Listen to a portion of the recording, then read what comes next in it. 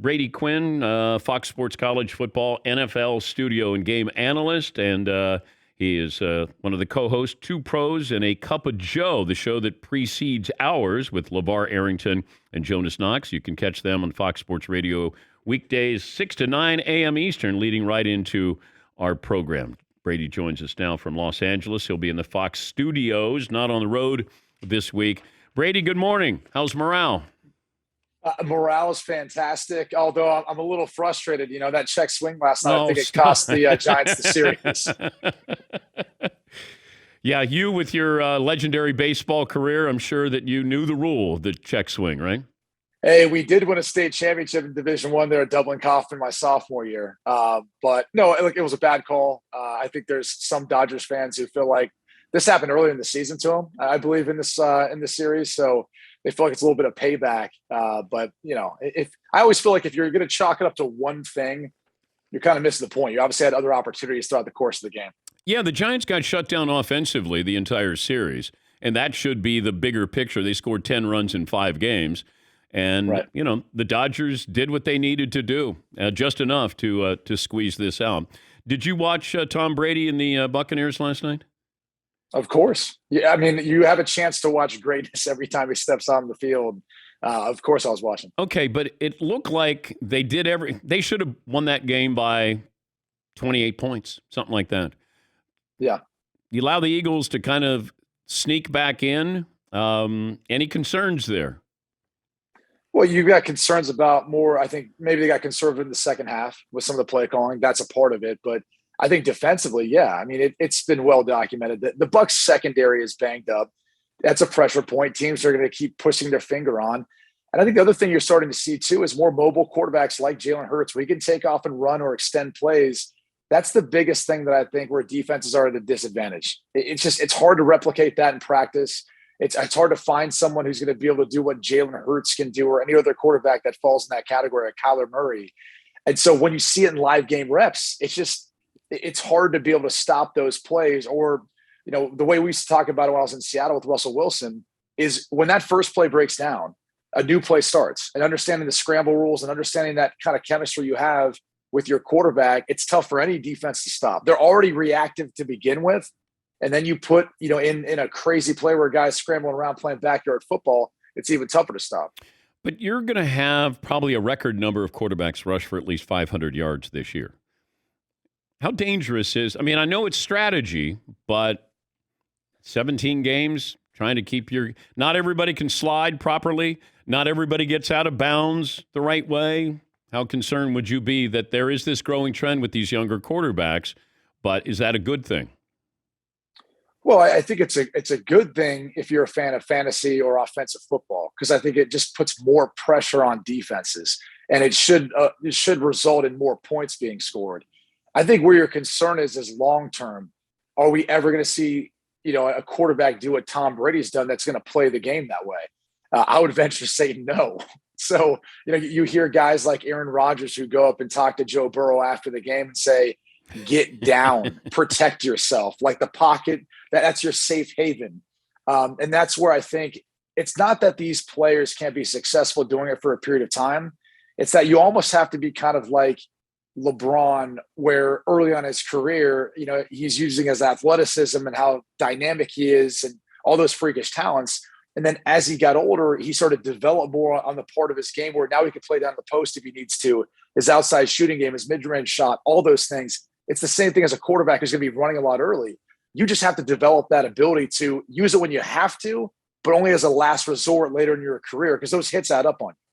But can Lamar Jackson do that, let's say 5 years from now, when we're assessing Lamar Jackson? Is he still putting pressure on the defenses, rushing for 800, 900, 1,000 yards?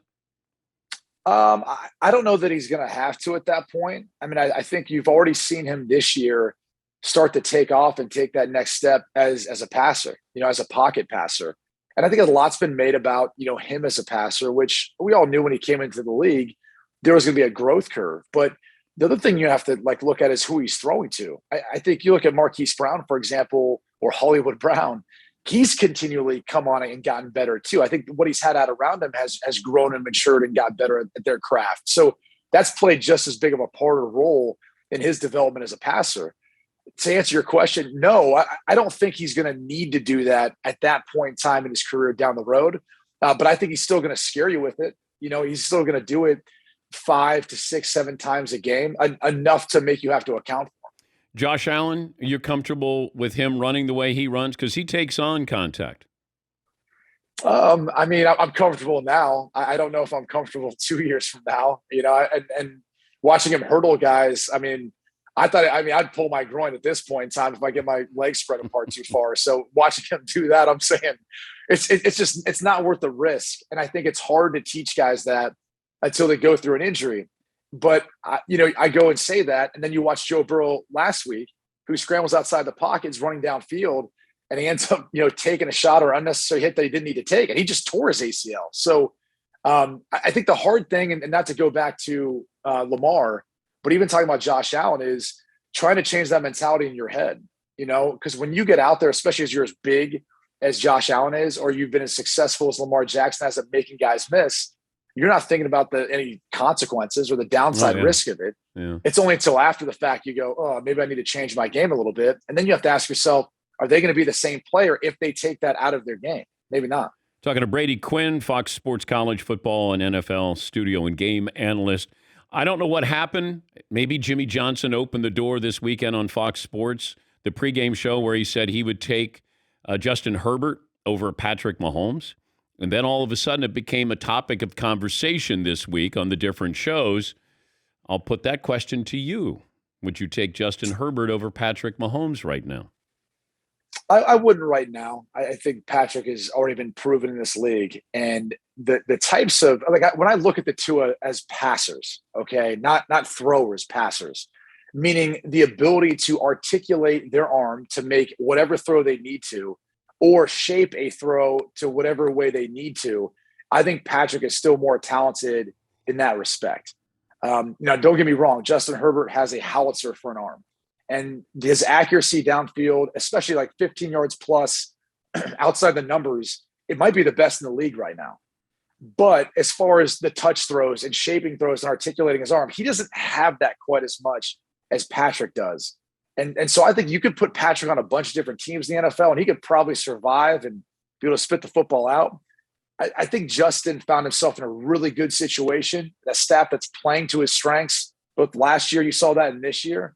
Their offensive line play doesn't get enough credit. Rashawn Slater is a stud. Yeah. So there's a lot of those working parts. Mahomes is playing for a team right now that's got a defense that's giving up, yards per play equivalent to the greatest show on turf. I mean, literally, they're giving up 7.1 yards per play. The Rams back in the day used to get 7 yards per play. So it's like every time the Chiefs walk on the field, they're playing the greatest show on turf. It's tough to go up against that as a quarterback. But I don't know how this became open season on Patrick Mahomes, because it feels like that. Like the Chiefs are vulnerable. It just feels like, maybe people should realize what Patrick Mahomes has been trying to keep together there, because the Chiefs haven't had an impressive defense. It's just that offense kind of overshadows and cleans up all the blemishes here. But I love Justin Herbert. He's just not at Patrick Mahomes' level right now. And that's not a knock. Yeah, it's not a knock on him. If I said you can have Josh Allen or Patrick Mahomes, who are you taking? I'd probably still take Patrick, but that one's getting closer and closer, being pretty questionable, because Josh does have those traits of being able to throw a little bit sidearm, being able to kind of roll to his left and just kind of twist his upper body to make those throws. And I think he's more effective as a runner. So, that's a tough one, because I think we've seen Josh slowly kind of build to this, where right now you'd probably say he's the MVP of the league the way he's played. Or Tom Brady. He said he could play. He said he can play another 10 years. He said he probably wouldn't. Why would Brady not continue? Now, he says he wants to spend time with his family and all those things. I understand that. Right. But right.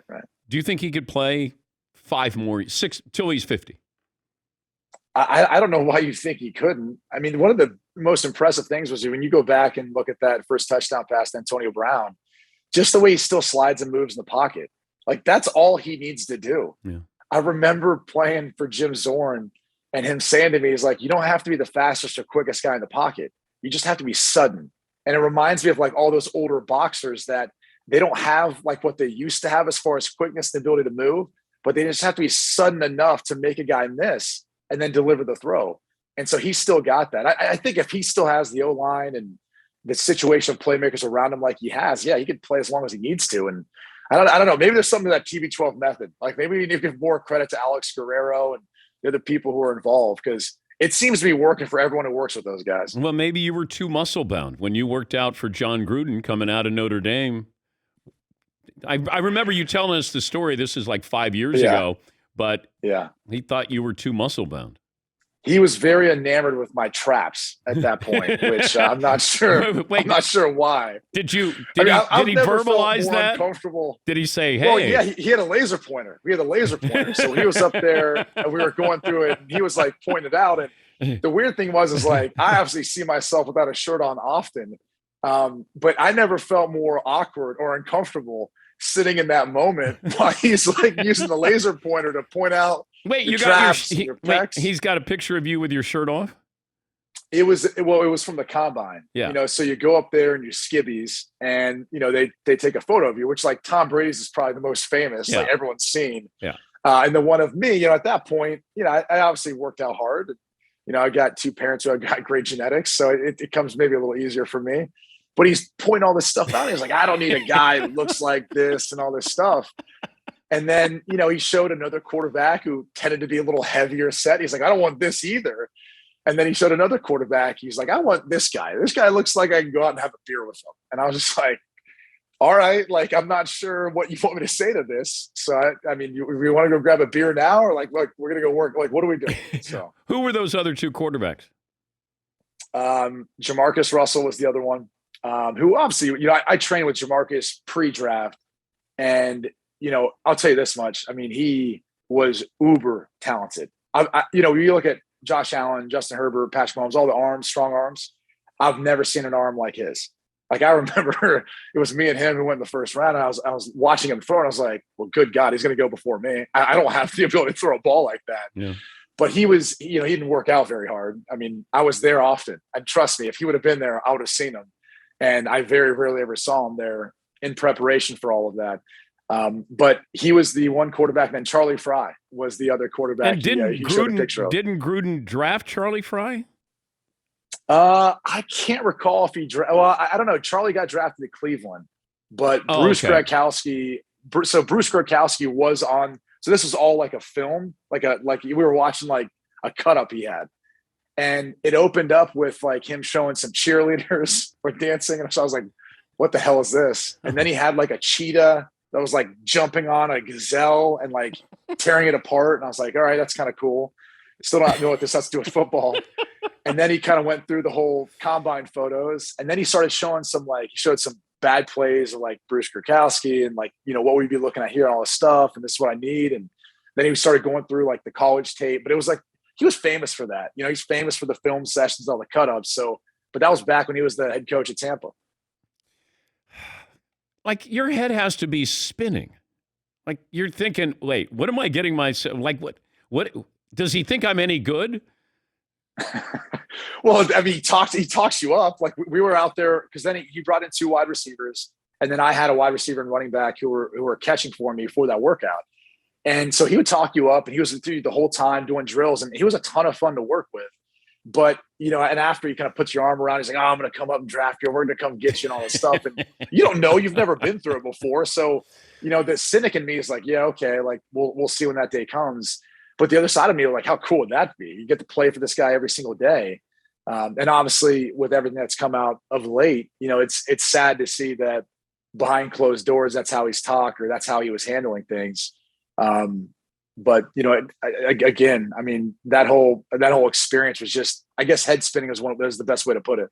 Before I let you go, this Oklahoma situation is really interesting with Spencer Rattler, who a lot of people thought Heisman Trophy, and my point was maybe first overall pick, right? Yeah, and I kept saying, watch him play a game. Don't watch the highlights, because he is a highlight. But watch him. He got benched last year, and he's not consistent. And you got Lincoln Riley. He can cover up a lot of things. Now you got a situation where if you're Spencer Rattler and you look and you see the future is out there on the field and it's not you, what do you do if you're Spencer Rattler at Oklahoma? It's such a tough decision because if he feels like he's not going to be the guy, there's still so much football left to be played. Like, I think the biggest mistake he can make right now is making an irrational decision and deciding to transfer right away. Like, we've already seen that in certain cases. Like, we've already seen guys who have done that this season. And I think that's a bad look because, one, you don't know if Caleb Williams, as athletic as he is, if he gets injured, your team needs you, you're right back in there. So that's the first thing. The next thing is he's draft eligible. Like, does he look at this quarterback class and go, I'm going to prove to people that, like, yeah, I haven't played my best necessarily, or I'm not at my best, but they can draft me and they can help me get there. Because he is talented. I mean, no one's going to deny his arm strength, ability to throw off platform, all those things. But he needs a lot of experience and more work. He could look at other situations that are out there right now. He might be looking at a place like Georgia and say, I'd like to go in there behind that offensive line with those playmakers, not have to worry about winning a shootout with that defense and go play there or go play anywhere else and try to transfer, right? That's always a part of it. My concern is that the parents direct, because at this age, like, even though you're a young man and you have your desires and goals and what you want to do, the parents sometimes start to lean in on that too. And they start to shape it. And that can be good and bad. And so, look, I don't know his personal situation with his family, but that also is a factor in all of this. And that's where I wonder, if the parents, especially just having coached high school kids now, knowing how overbearing they can be, if they start weighing in on that, hey, let's get somewhere else right now. Let's go somewhere else. Let's move on. This isn't a good place for you. That's the hard thing, because for the young man, he's always identified himself as a quarterback. And when that's taken away from you and you get put on the bench, it shocks you. I mean, it really wrecks your entire world. And so you could be in a tough headspace and you can let anyone talk you into anything at that point in time. So hopefully he can let his emotions pass and they can get some more clarity of what their plan is moving forward, depending on how the season goes. Have a great weekend. Tell the guys we said hello and have fun. Thank you, Brady. We'll talk to you next week. Thank you. All right. That's Brady Quinn, Fox Sports College and NFL studio and game analyst.